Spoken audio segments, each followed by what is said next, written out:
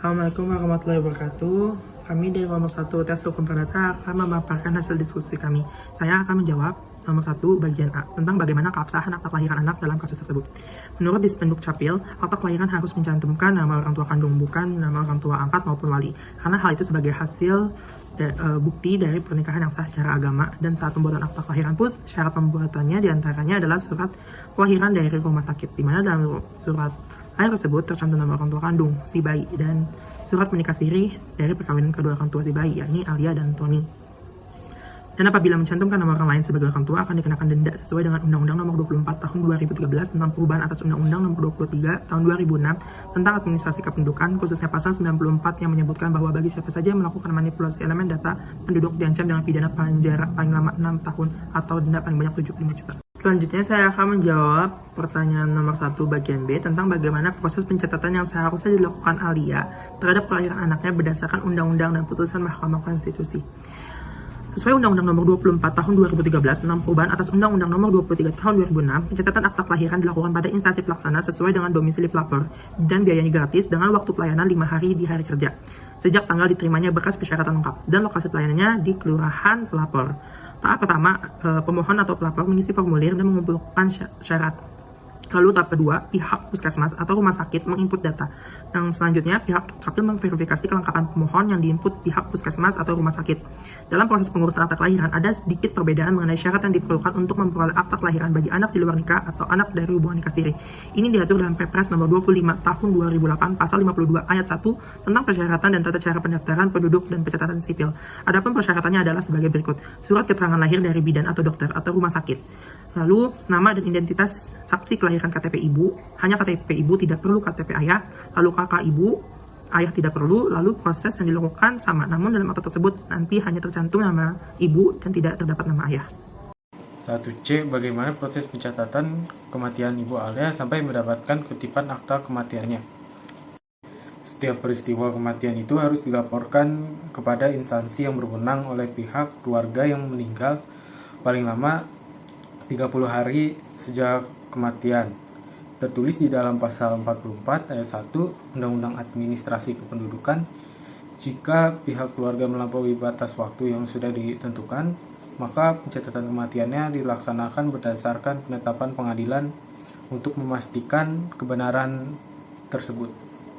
Hal ini tertera dalam Surat Direktorat Jenderal Kependudukan dan Pencatatan Sipil Kementerian Dalam Negeri Nomor 472/12932 Dukcapil tentang penerbitan akta kematian untuk kematian yang sudah lama terjadi. Berkas-berkas yang harus disiapkan untuk mengurus akta kematian di pengadilan setempat yaitu: yang pertama, fotokopi almarhumah Ibu Alia; yang kedua, fotokopi pelapor kematian Alia atau Mila; yang ketiga, fotokopi saksi orang-orang yang mengetahui peristiwa kematian yang dilaporkan; yang keempat, fotokopi akta kelahiran dan perkawinan; yang kelima, fotokopi kartu keluarga almarhumah dan pelapor; yang keenam, surat keterangan kematian dari rumah sakit atau puskesmas; yang ketujuh, surat keterangan kematian dari kelurahan; ke-8, surat keterangan kematian dari RT RW; 9, fotokopi kuasa dari pihak keluarga ahli waris; 10, surat permohonan yang ditunjukkan kepada ketua pengadilan setempat.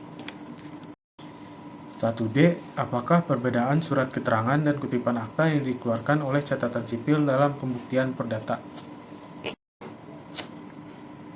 Kutipan akta menurut catatan sipil adalah kutipan kata demi kata dari suatu atau beberapa bagian akta. Pada bagian bawah kutipan akta tercantum frasa diberikan sebagai kutipan. Hal tersebut sesuai dengan referensi Undang-Undang Nomor 2 Tahun 2014.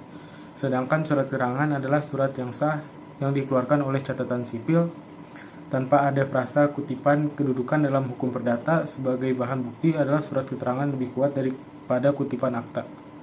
Dalam kasus nomor 2 dipertanyakan apakah Sherly dikategorikan sebagai bisitter jujur. Menurut kami dapat ditarik kesimpulan bahwa Sherly dapat dikategorikan sebagai bisitter jujur berdasarkan persyaratan pembeli yang dapat dikategorikan beritikat baik, yaitu pembeli yang secara sadar tidak mengetahui asal-usul barang tersebut. Dalam hal ini tidak mengetahui adanya cacat hukum di dalam barang tersebut. Kami bisa menarik kesimpulan terdapat dikarenakan apabila kita mengkaji pasal pengertian besit atau kedudukan berkuasa terdapat dalam pasal 529 KUH Perdata, yaitu dinamakan kedudukan berkuasa ialah seseorang yang menguasai suatu bendaan, baik dengan diri sendiri maupun dengan perantara orang lain, dan yang mempertahankan atau menikmatinya selaku orang yang memiliki kebendaan itu. Kemudian menurut ahli hukum kebendaan Frida Husni Hasbullah SHMH, dia menegaskan bahwa berdasarkan definisi yang tadi telah saya jabarkan, pengertian bezit itu mendekati atau hampir sama dengan pengertian hak milik atau egidom. Bedanya pada egidom lebih menunjukkan suatu hubungan hukum dengan pemiliknya, sedangkan pada bezit lebih menunjukkan adanya hubungan nyata antara si pemegang dengan bendanya. Dalam contoh kasus nomor 2, Shirley memiliki hubungan nyata dengan jamnya karena bisa digunakan dalam keperluan sehari-hari. Oleh karena itu, berdasarkan uraian kasus nomor 2, dapat kami simpulkan bahwa Shirley merupakan visitor yang jujur. Selanjutnya, apakah gugatan Anis terhadap Shirley dapat dikabulkan oleh hakim? Berdasarkan kasus tersebut, menurut kami, hakim tidak dapat mengabulkan gugatan dari Anis terhadap Shirley karena dalam contoh kasus Shirley tidak mengetahui bahwa jam tangan yang dibeli adalah barang yang didapat secara ilegal, meminjam dan tidak dikembalikan. Maka pembeli termasuk ke dalam pembeli yang beritikat baik, dikarenakan jika dikaitkan dengan pasal 531 KUH Perdata, seseorang pembeli yang dapat dikatakan beritikat baik manakala ia memperoleh kebendaan dengan cara memperoleh hak milik di mana ia tidak mengetahui adanya cacat hukum yang terkandung di dalamnya. Cacat hukum dalam hak milik pada pasal ini dapat kami tafsirkan sebagai kesalahan anggapan kepemilikan, yang mana dalam kasus ini pemilik jam tangan yang sebenarnya adalah Anis, sedangkan Betty hanya meminjam. Kemudian apabila Shirley dapat membuktikan bahwa ia tidak bersekongkol dan tidak tahu menahu mengenai jam tangan tersebut, dengan demikian pengadilan tidak dapat mengabulkan gugatan Anis terhadap Shirley. Untuk menjawab pertanyaan pertama soal kasus nomor 3, pernikahan Arya dengan istrinya yang merupakan warga negara asing merupakan perkawinan yang sah. Perkawinan beda kewarganegaraan sudah diatur dalam Undang-Undang Nomor 1 Tahun 1974 tentang perkawinan dalam pasal 57 yang berisi, yang dimaksud dengan perkawinan campuran dalam undang-undang ini ialah perkawinan antara dua orang yang di Indonesia tunduk pada hukum yang berlainan karena perbedaan kewarganegaraan dan salah satu pihak kewarganegaraan Indonesia.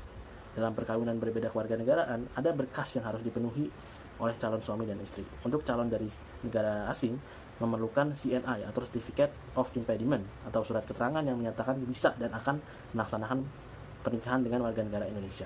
Untuk mendapatkan sertifikat ini, dari kedutaan asing negara asal harus membawa akta kelahiran, kartu identitas negara asal, paspor, bukti tempat tinggal, dan formulir pernikahan.